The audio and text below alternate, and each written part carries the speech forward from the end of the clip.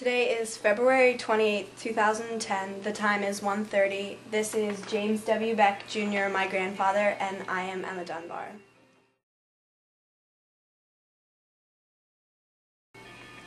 Born in Owings Mills in 1925 on Park Heights Avenue.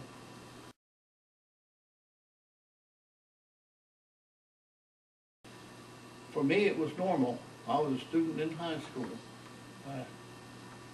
There was no problems, no nothing going on. I was just a young kid.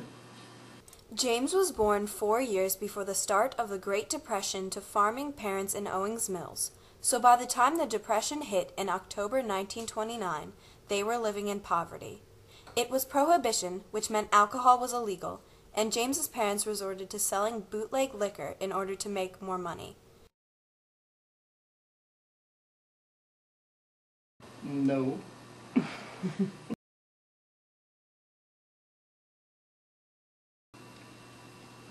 I was drafted, like every other boy in the United States, when I was 18 years old.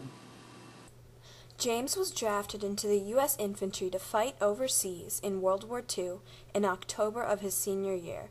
He never had a chance to finish or graduate high school, or even go to any college.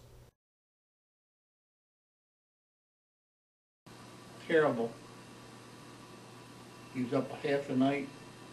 You had to go out and march, shoot rifles. You had to listen to a sergeant that you really didn't like sometimes. But it was rough. You crawled through the mud holes. There was no picnic.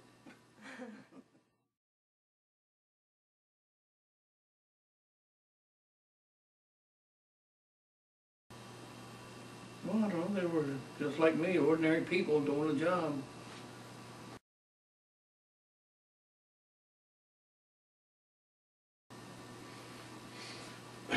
Well, there's two ranks we can go with. I was a PFC when I left the United States and went to England on through the war, and then after the war I was promoted to T5, which is a technician 5th grade. In other words, just like a corporal.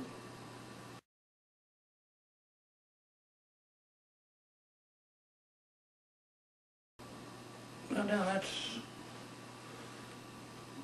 depends on where you want to be. Whether you want to be in the infantry in the United States or in the infantry when you went overseas. Here it wasn't too bad. You go out and do your job, you go back and go to bed. When you were overseas in the infantry, you slept in a mud hole or a pillbox or wherever you could sleep and march half a day and hope nobody shot at you.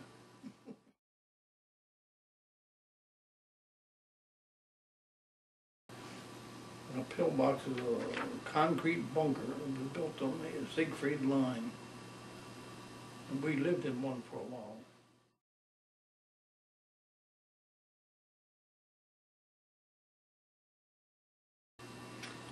Well, let's see, let's start. We landed in England. We didn't do anything there but train a little bit. Sit there and visit. Get a pass, go to London for a while. Then we went to France, but we didn't stop in France. We just landed at Le Havre and then went across in trucks. They trucked us on through France in the middle. This is the middle of winter now, right after Christmas. And we went through through France, all the way up close to the Siegfried line, where we stopped for a while. The World War II Siegfried Line was a defensive line built during the 1930s opposite the French Maginot Line, which was also used as a defense. It stretched more than 390 miles with more than 18,000 bunkers, tunnels, and tank traps.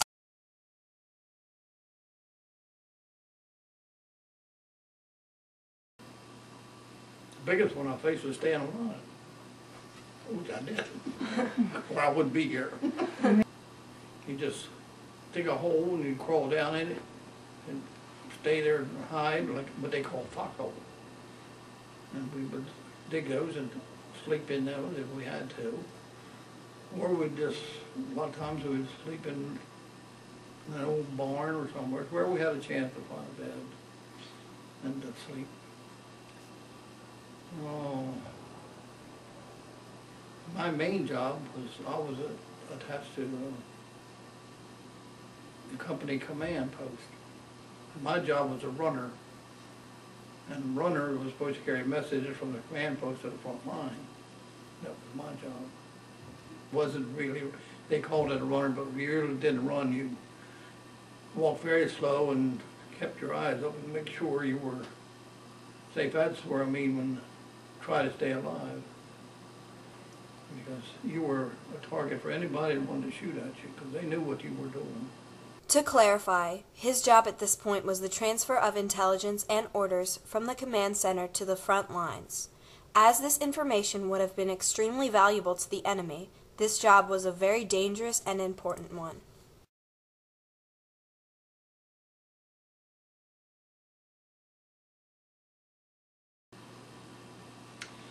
Oh. See, that was the worst part of the war. All the pictures that people see of that, and maybe half people don't believe them, but they were true. I saw. So it was very bad.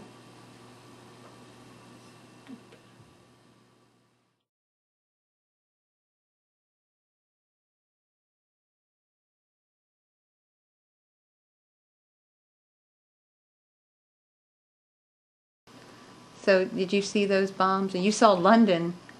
I was in London when one of the buzz bombs came over. Really? Was that pretty scary? Well, it was. You didn't know what to do, and no place to go, so I just stepped back in the doorway and stood there.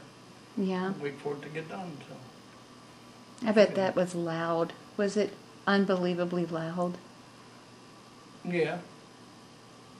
But you could hear them wherever they landed. But, was not much you could do. You just say, hey, hope it don't hit here where I'm at. Yeah. Not too many, not too often, but Yeah. mail was kind of slow. I bet it was. They'd have to catch up with you. Yeah. But when you're on the front line, you don't get too much mail on the front line. But it doesn't catch up with you too often because you move. Right. World War II medals. What are they for? Just being in the war, or? Well, let's just say for just being there.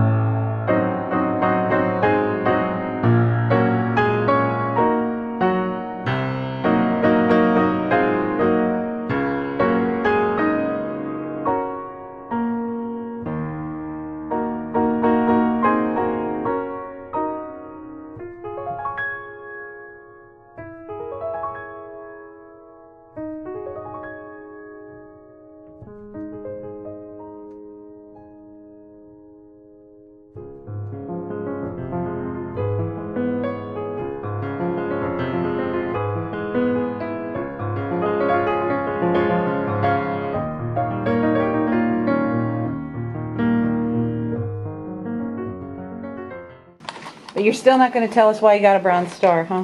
I told you for being there. You're so full. This is a school project. I hope that suits your teacher.